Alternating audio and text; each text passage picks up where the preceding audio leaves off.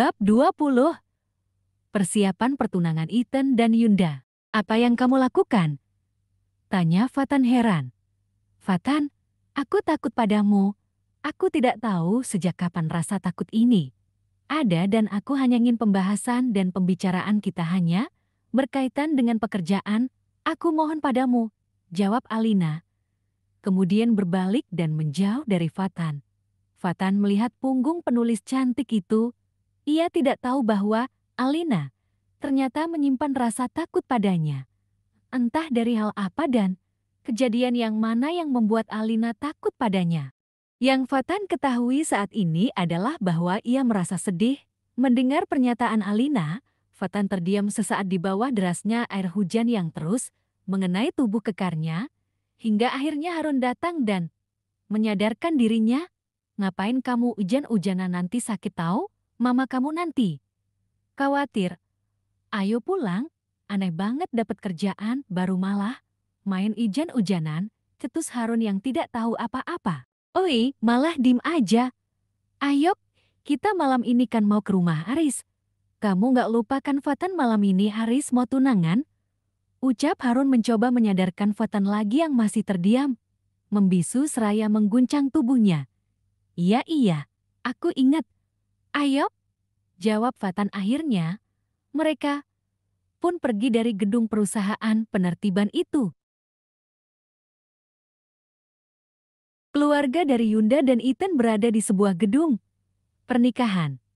Mereka sedang mengecek ulang semua persiapan untuk acara pertunangan Yunda dan Ethan besok. Ethan mantan editor Alina sekaligus pemilik perusahaan emas itu terus saja memikirkan Alina. Ia tidak tahu bagaimana keadaannya saat ini. Jika saja Fatan tidak melarangnya melihat Alina waktu itu, rasa kemas mantan editor Alina itu pasti akan sedikit berkurang. Ditambah lagi ia harus menikah dengan Yunda dengan terpaksa.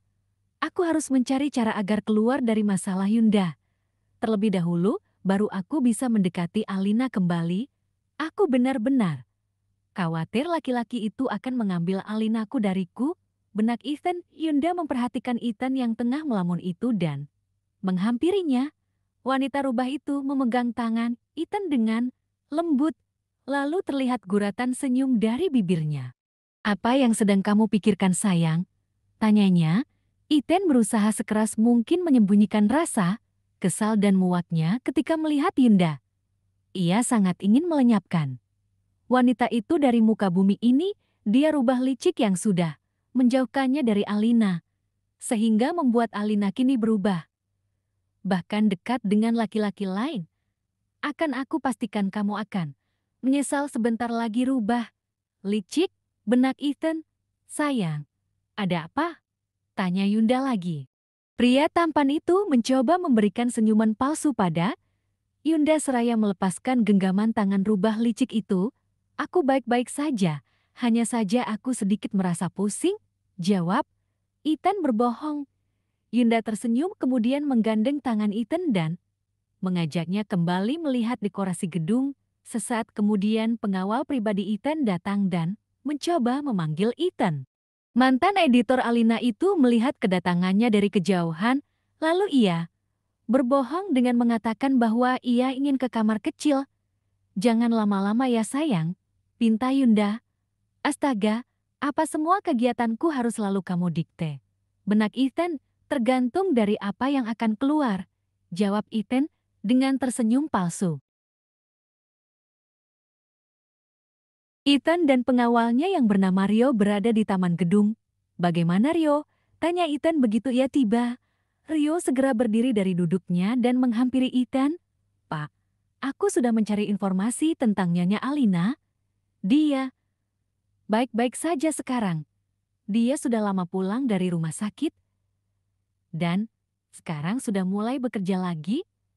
Dan dari apa yang saya dengar, dia sekarang sedang melakukan proyek baru dari perusahaannya. Tapi, maaf Pak, saya tidak mendapatkan informasi proyek itu, jawab Rio. Ethan menghela napas lega. Syukurlah, aku sangat khawatir jika saja laki-laki itu bukan pacar Alina. Aku pasti sudah memeriksa sendiri kondisinya. ucap Ethan. Rio hanya mengangguk-angguk. Ah ya, tidak ada yang melihat kamu bukan? Sambung Ethan. Rio menggeleng. Tidak pak, memang sangat sulit mendekati mereka. Karena geng motor mereka sangat banyak. Tapi untung saja saya menemukan celah untuk mencari tahu, jawab Rio. Ethan menepuk pundak Rio yang menandakan bahwa kerja Rio bagus. Ethan meminta Rio untuk duduk, dan mereka pun duduk di tempat duduk yang ada di taman itu. Untuk beberapa saat hanya ada keheningan di antara mereka, karena Ethan sedang berpikir sejenak. Baiklah, Rio tolong kamu terus pantau Alina. Aku terlalu khawatir, mengingat Alina dekat dengan geng motor itu. Kamu juga tahu bukan, kondisi Alina seperti apa? Akan sulit baginya untuk membela diri. Aku saat ini tidak bisa membantunya karena Yunda. Pinta Ethan, Pak Ethan tenang saja, aku akan terus memantau keadaan. Nyonya Alina sampai Pak Ethan bisa kembali menjaganya seperti dulu, jawab Rio. Jawaban Rio sungguh membuat Ethan merasa tenang. Pengawalnya, itu yang hanya bisa ia percayai saat ini untuk urusan Alina. Yunda sangat ketat dalam mengawasi gerak-gerik Ethan, sampai-sampai membuat Ethan bernapas pun sulit. Ethan kemudian pergi dari taman itu dan kembali masuk ke dalam gedung sebelum Yunda menyusulnya. Rio memperhatikan Ethan dari belakang, ada rasa kasihan di dalam hati Rio pada atasannya itu. Dia tahu bahwa Ethan sangat mencintai Alina, bagaimanapun keadaan Alina. Tapi Rio juga merasa khawatir Alina akan sangat membenci Ethan karena telah meninggalkan penulis itu tanpa penjelasan yang jelas. Rio menghela nafas panjang. Aku harus cari cara mendekati nyonya Alina tanpa sembunyi-sembunyi. Kayaknya aku harus ikut masuk jadi anggota geng motor itu deh. Jadi aku bisa tahu tanpa perlu aku mencari tahu, ucap Rio sebelum ia juga meninggalkan gedung itu. Ethan telah kembali ke dalam gedung. Yunda segera mendekati pria tampan itu begitu ia melihatnya masuk. Kenapa lama sekali? Tanyanya. Ethan sangat tidak menyangka pertanyaan itu keluar dari mulut rubah itu. Padahal Ethan tadi beralasan hendak ke kamar kecil. Tidak wajar menurut pemilik perusahaan emas itu menanyakan hal seperti itu setelah kembali dari kamar kecil. Ethan pun hanya menjawab dengan senyuman yang dipaksakan lagi. Seluruh keluarga Yunda dan Ethan kini berkumpul di satu meja untuk membahas acara besok karena semua persiapan sudah selesai dan bagus menurut dari kedua belah pihak keluarga. Ethan dan Yunda besok akan saling bertukar cincin, memotong kue bersama, bernyanyi dengan lagu romantis dan juga berdansa. Mah, aku tidak bisa berdansa, celetuk Ethan karena ia tidak ingin berdansa bersama rubah licik itu. Ethan, apa yang kamu katakan sayang? Kamu bisa dansa, kan kamu pernah mengambil kelas dansa waktu sekolah menengah pertama, sahut Tiara mamanya. Lalu Ethan mendapatkan tatapan dari seluruh keluarga yang ada dan juga beberapa karyawan gedung itu termasuk owner gedung. Mama lupa kemarin kaki Ethan terkilir karena terjatuh. Ketika aku hendak mengambil tas mama yang tersangkut akibat kecerobohan mama, jawab Ethan. Tiara baru mengingat kejadian itu. Oh ya juga ya. Aduh maaf ya, Yunda. Saya memang kadang ceroboh. Jadi untuk dansa kita tunda saja sampai hari pernikahan bagaimana? Ujar Tiara. Hafid, untung saja kemarin ada kejadian itu.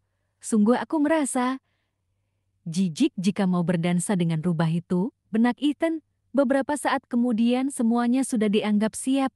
Mereka pun pulang dan beristirahat agar acara besok bisa berjalan dengan lancar, bersambung.